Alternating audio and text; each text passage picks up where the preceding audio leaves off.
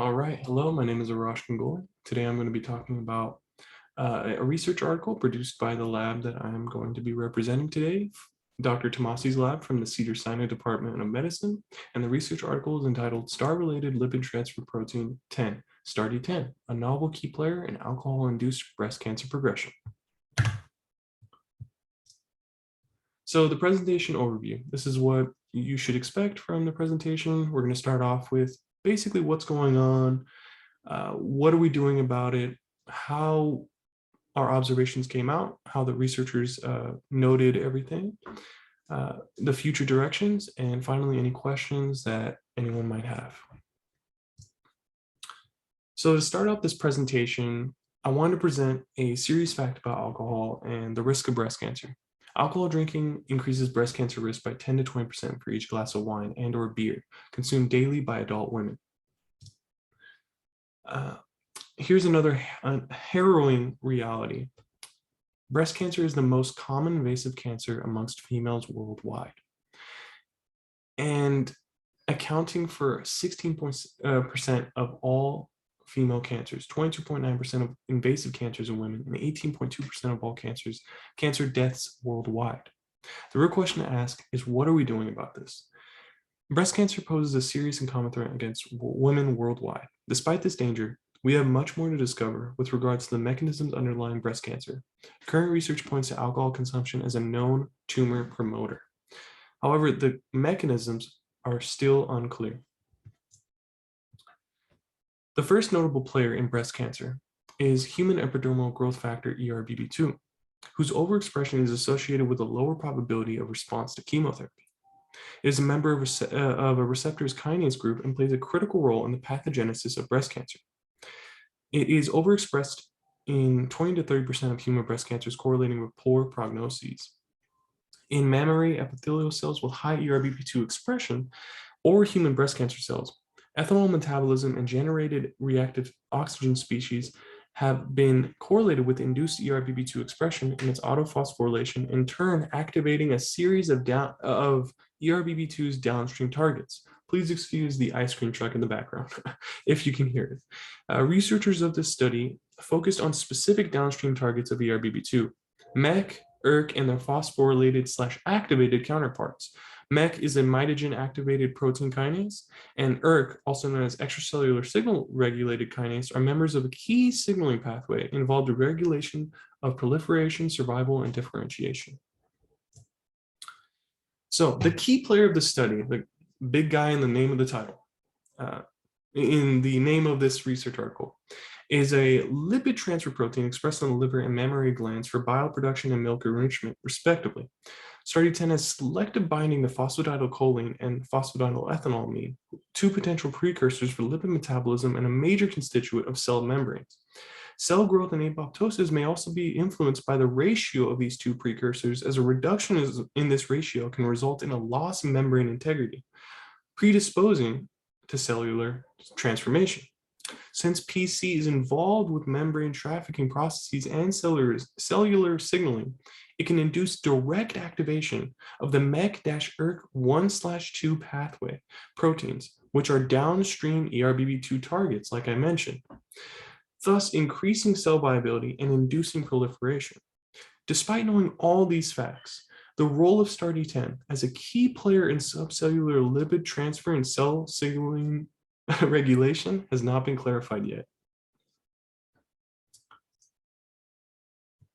So STAR-D10 overexpression positively correlates with ERBB2 overexpression in several breast carcinoma cell lines, suggesting a selective growth advantage and cellular transformation for tumors expressing both proteins.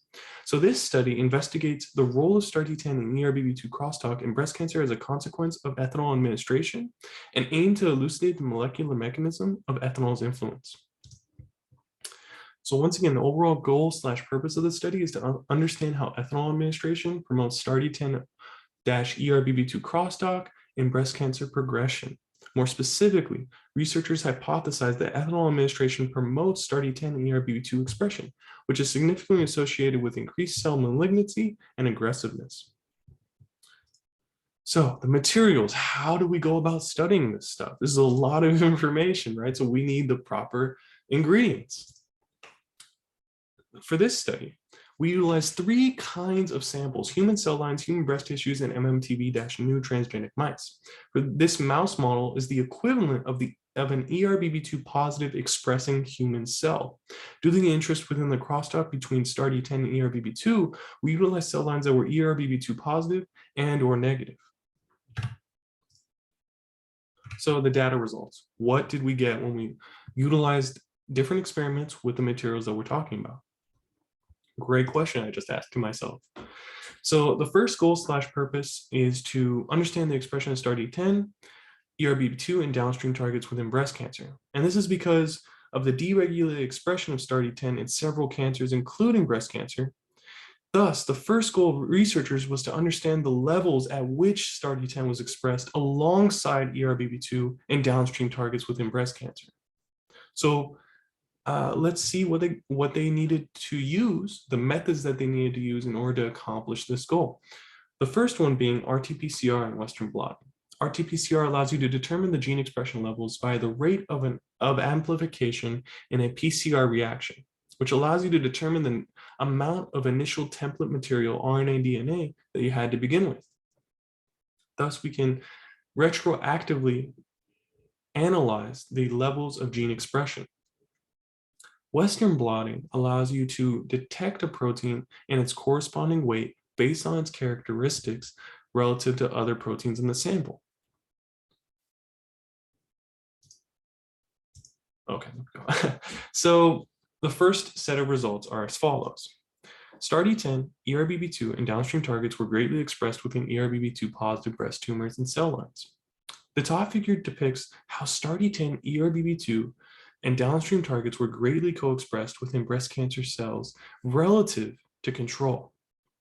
The lower figure indicates the relationship between STAR-D10 and ERBB2 expression as MCF7, which are ERBB2 negative cells, breast cancer cells, show STAR-D10 overexpression as an independent of ERBB2 induction. So STAR-D10 overexpression as independent of ERBB2 induction. All right.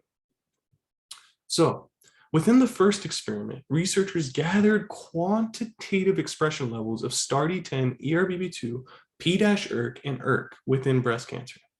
The next experiment was to understand how ethanol impacts the expression levels of the same proteins in breast cancer. So in the second experiment, they utilized the same methods of RT-PCR and Western blotting so as to understand ethanol's influence over STAR-D10, P-ERK, ERK, and ERBB2 expression. So the findings are as follows. STAR-D10, ERBB2, and the downstream protein targets of ERBB2, ERK, and P-ERK were greatly induced within tumors extracted from MMTV-new transgenic mice given an ethanol diet. Similar observations of ethanol-induced overexpression were also corroborated for human breast cancer cell lines, MCF7 and SCABR3. As a result of the observation of ethanol's inducing expression of STAR-D10, ERBB2, and downstream targets, researchers wanted to know and aimed to understand the key players and plausible mechanism behind this induction. In order to understand the mechanism and key players of ethanol's impact, researchers utilized Western blotting again, real-time PCR, transfection, and promoter activity assays. Transfection allows researchers to study the functions of a gene of interest via transient overexpression and or inhibition. Meanwhile, promoter activity assays allow researchers to study the promoter effect on genes of interest under varying conditions by the installation of a reporter gene that produces an easily measurable gene product. So through the blockage of ERBB2, STAR-D10 induction was prevented despite ethanol administration within MCF7 cell lines. This observation shows ethanol's dependence upon ERBB2 to induce STAR-D10 overexpression, and how these two proteins positively regulate each other's expression in breast cancer cells. Similar findings were present for SCABR3 cell lines. P65 is a transcription factor to the NF-kappa B protein family involved with cell proliferation and survival, encoded by the RELA-proto-oncogene, and it is inactive when in the cytoplasm and linked to a nuclear translocation inhibitor, I-kappa beta alpha. Of all the relevant, so why did I just start talking about this? Of all the relevant transcription factors involved with STAR-D10 protein expression, P65 was analyzed to have the highest induction of STAR-D10 expression, and it's also a downstream target of ERBB2 overexpression. So it's very involved within this pathway. So P65 on the left, we have how P65 overexpression had similar impact as ethanol treatment on STAR-D10 and ERBB2 promoter activities, which were significantly induced in MCF7 cell lines relative to empty vector control. Tumors in ethanol-fed mice observed a 2.7-fold increase in P65. My apologies, I meant to say on the right, tumors in ethanol-fed mice observed a 2.7-fold increase in P65 and 80% decrease in the P65 nuclear translocation I-kappa beta alpha relative to control-fed mice. Thus, ethanol administration means greater P65 expression and lower inhibition. So ethanol-induced P65 positively regulates STAR-D10 and ERBB2 expression in MCF and MMTV-new mice. And I feel like I accidentally skipped goal/purpose number 3. No, just wanted to triple check. All right, so goal/purpose number 4. So once P65 induction was correlated to ethanol administration and/or diet, researchers aim to understand how P65's involvement within ethanol's induction of ERBB2 and STAR-D10 occurs. We want to understand, what is P65 doing in this whole equation? In order to understand P65's involvement, researchers utilized RT-PCR, Western blotting, promoter activity assay, transfection, and chip analysis. Chip sequencing is a powerful tool for investigating DNA protein interactions, and if combined with next-gen sequencing, NGS, can be used to find exact binding sites for proteins of interest. This means we can find the location of a protein of interest in the genome, such as like a transcription factor. All right, so the findings are as follows. Upon silencing of P65 via small interfering RNA within MCF7 cell lines, promoter activity / mRNA levels of both STAR-D10 and ERBB2 were significantly lower relative to ethanol-only treatment and began resembling expression levels of the control. These findings demonstrate the reliance of ethanol upon P65 involvement for upregulation of STAR-D10 and ERBB2. Similar observations were noted for SCABR-3 cell lines. All right. Okay, so P65 positively regulates ethanol-induced STAR-D10 and ERBB2 expression by binding to the promoter sequences in MCF7 cell lines and MMTV-new mice. So ethanol induced both nuclear and cytoplasmic P65 NF-kappa B protein levels in MCF7 cell lines and MMTV-new mice. This meant that ethanol induced enhanced total P65 levels, in addition to nuclear translocated / active P65. Chip analysis of the same samples illustrated significantly more pronounced binding between P65 and promoters for ERBB2 and STAR-D10. Overall, ethanol administration increased P65 binding, expression, and nuclear localization. Similar observations were noted for the SCABR-3 cell lines. So for the following experiment, researchers aim to understand the mechanism by which ethanol influences the activation and/or inhibition of STAR-D10. The methods are as follows: real-time PCR and Western blotting. So before we talk about inhibition of STAR-D10, we need to know what is inhibiting STAR-D10. And in this case, it would be casein kinase 2, and it phosphorylates at serine 284 on STAR-D10 proteins.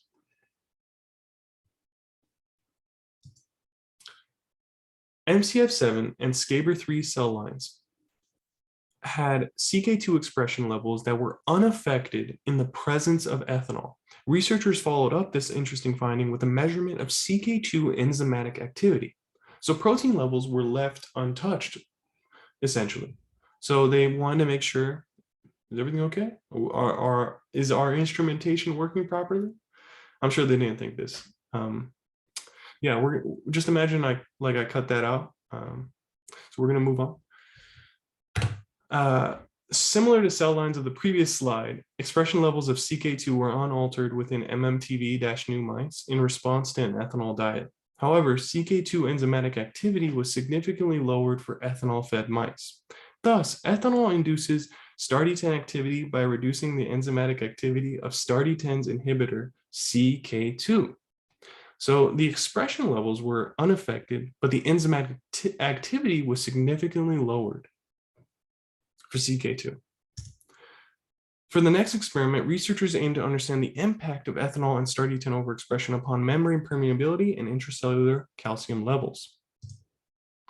The methods in order to measure changes in membrane fluidity and intracellular calcium, researchers utilized epifluorescence microscopy. It's a tongue twister, in which fluorescent probes are emitting light upon spatial interaction outside of the membrane and chromogenic reagents, which produced a color upon reaction with calcium of cell lysates.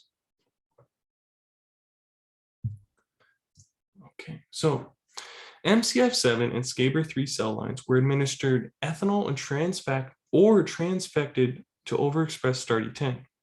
Epifluorescent microscopic analysis showed that ethanol increased fluidity 1.4-fold in both cell lines, while STAR-D10 increased fluidity 1.4-fold in MCF7 and 1.5-fold in SCABR3. Increases in membrane fluidity are well known to be associated with an increase in calcium ion permeability. So researchers performed a follow-up experiment to corroborate this claim.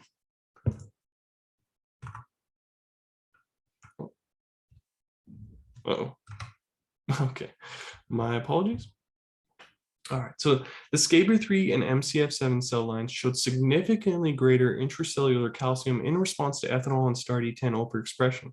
These findings allowed researchers to deduce that STAR-D10 overexpression induced by ethanol increased membrane permeability, hence increased intracellular calcium levels.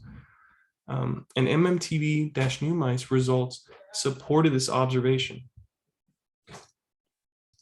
All right, so apologies for the interruption. So for the following experiment, researchers aim to demonstrate how ethanol promotes cell growth and migration via co-expression of STAR-D10 and ERBB2. The methods were, in this experiment, migration and proliferation / viability were measured in response to various conditions. Migration assays consist of 3 parts: gap creation, image acquisition, and data analysis, and ultimately allow us to determine the rate of migration for cells by determining how much of an artificially created gap is filled. MTT assays utilize the absorbance measured from a colored product of a unique and vital enzymatic / metabolic reaction within cells. The more product, the more viable and greater proliferation. Oh, keep going twice. All right, so all conditions elicited similar positive effects on cell proliferation and viability. Blockage of ERBB2 by a small interfering RNA also elucidated how ethanol requires ERBB2 to sustain effect of STAR-D10 mediated cell growth. Ethanol, STAR-D10, and ERBB2 markedly promoted cell migration compared to control. The co-expression of both proteins significantly promoted cell migration without compromising viability. Although this figure only represents the observations of MCF7 cell lines, the conditions work in similar manners for both lines relative to control. Upon further investigation, blockage of STAR-D10 also resulted in similar observations of increased migration and viability. These results suggest that steadiness/balance of STAR-D10 is essential for proper regulation of proliferative activity. STAR-D10 requires balance. Right. So general conclusions. In summary, alcohol abuse is carcinogenic and promotes progression and aggression of existing mammary tumors. Previous studies demonstrated that ethanol stimulates reactive oxygen species production in mammary epithelial cells via an ERBB2 dependent manner. ERBB2 is a receptor tyrosine protein kinase and a member of epidermal growth factor receptor family, playing a role in proliferation and transformation through heterodimer formation with EGFR and HER3. Ethanol induces ERBB2 phosphorylation and thereby activates well-known downstream targets of ERBB2 that play key roles in carcinogenesis and breast cancer aggression. I feel like a rapper.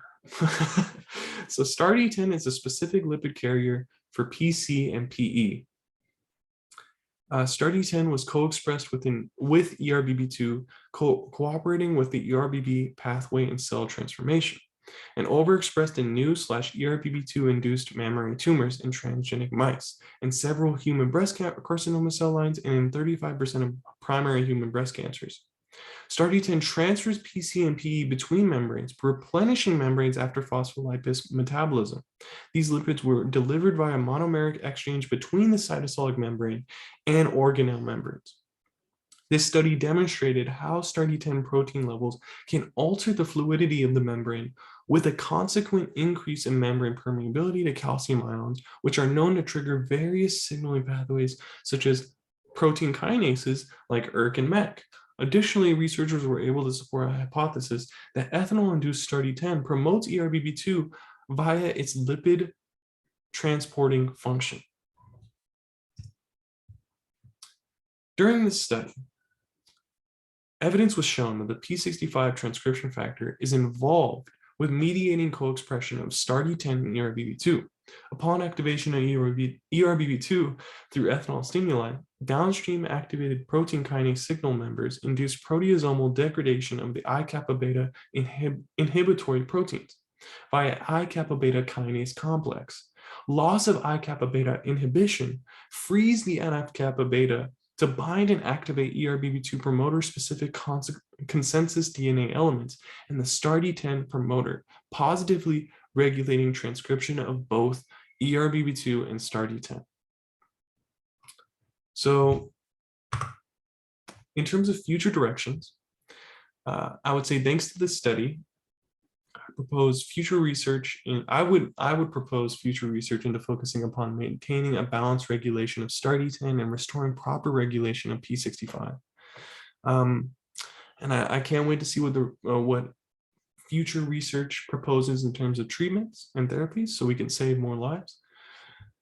And lastly, my gratitude goes towards the work of the following authors and researchers: Andrea Flores Hialua, Jacqueline Frank, Sandra Oro, Michela Biancolela, Sabina Pucci, Augusto Orlandi, Paola Campagna, Antonella Balzano, Kamal Ramani, and Maria Lauda Tomasi. I would also like to thank the guidance of Dr. Andrea, oh no, oh, well, oh my God, okay. Andrea Denman, Dr. Andrea Denman. Okay, all right, in developing this presentation. No. Oh my goodness, we were so close. Okay. Lastly, does anyone have any questions? I'm in a room by myself, talking to myself on camera, so I would assume not.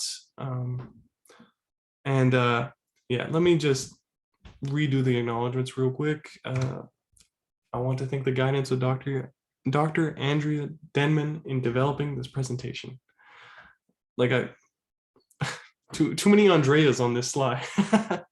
But okay, and thank you very much. Last but not least, I want to genuinely thank Dr. Denman for her guidance and for allowing me to be in this class, which allows me to be in the lab at Cedars-Sinai and try to learn the skills that truly just blow my mind. And it's pretty remarkable to feel like I'm a part of this community, even though I'm just starting out. But to be able to feel like the skills that I'm learning are important just makes the learning process even more fun. And none of that would be possible without Dr. Denman being that first stepping stone towards all these great things. So sincerely, thank you so much, Dr. Denman. I got nervous about messing up your name, and I really hope you had an awesome Christmas, awesome Happy New Year, and I hope to talk with you soon. And until then, let me, oh, let me, no, stop recording.